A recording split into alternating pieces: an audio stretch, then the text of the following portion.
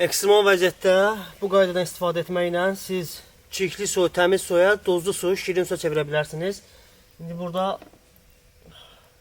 bir miqdar içməli su var. Dadına baxacağım indi bunun.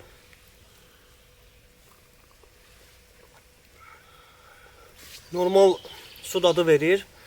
Mən bunu çirkli bir yerdən götürmüşdüm. Qabı yenə yerləşdirək yerinə.